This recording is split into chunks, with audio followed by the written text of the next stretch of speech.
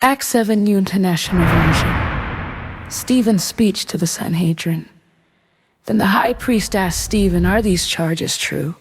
To this he replied, "Brothers and fathers, listen to me. The God of glory appeared to our father Abraham while he was still in Mesopotamia. Before he lived in Haran, leave your country and your people, God said, and go to the land I will show you. So he left the land of the Chaldeans and settled in Haran after the death of his father. God sent him to this land where you are now living. He gave him no inheritance here, not even enough ground to set his foot on.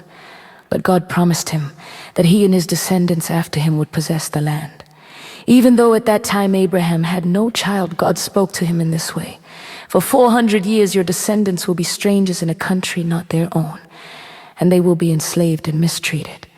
But I will punish the nation they serve as slaves," God said, "and afterward they will come out of that country and worship me in this place." Then he gave Abraham the covenant of circumcision, and Abraham became the father of Isaac and circumcised him 8 days after his birth. Later Isaac became the father of Jacob, and Jacob became the father of the 12 patriarchs. Because the patriarchs were jealous of Joseph, they sold him as a slave into Egypt. But God was with him and rescued him from all his troubles. He gave Joseph wisdom and enabled him to gain the goodwill of Pharaoh, king of Egypt. So Pharaoh made him ruler over Egypt and all his palace.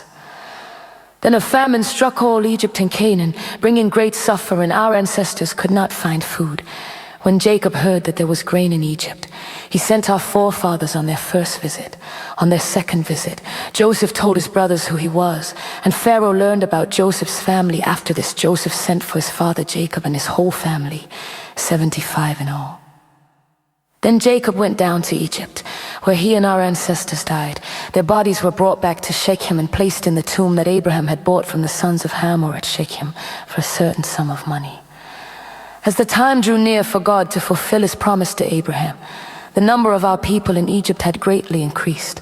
Then a new king, to whom Joseph meant nothing, came to power in Egypt. He dealt treacherously with our people and oppressed our ancestors by forcing them to throw out their newborn babies so that they would die. At that time Moses was born, and he was no ordinary child. For 3 months he was cared for by his family. When he was placed outside, Pharaoh's daughter took him and brought him up as her own son. Moses was educated in all the wisdom of the Egyptians and was powerful in speech and action. When Moses was 40 years old, he decided to visit his own people, the Israelites. He saw one of them being mistreated by an Egyptian. So he went to his defense and avenged him by killing the Egyptian. Moses thought that his own people would realize that God was using him to rescue them. But they did not. The next day Moses came upon 2 Israelites who were fighting.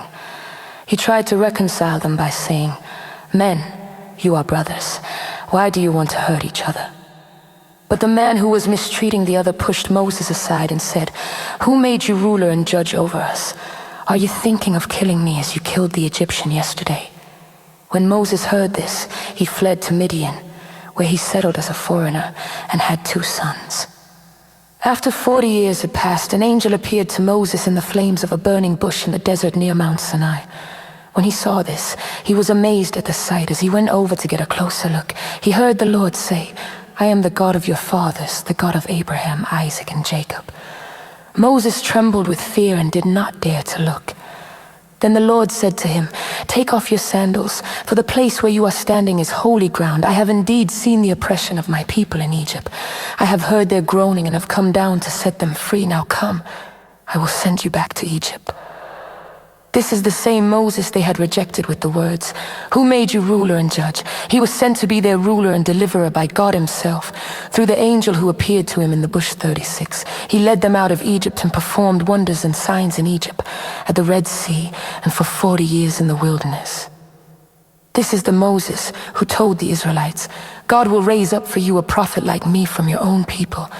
He was in the assembly in the wilderness with the angel who spoke to him on Mount Sinai and with our ancestors, and he received living words to pass on to us. But our ancestors refused to obey him. Instead, they rejected him, and in their hearts turned back to Eb.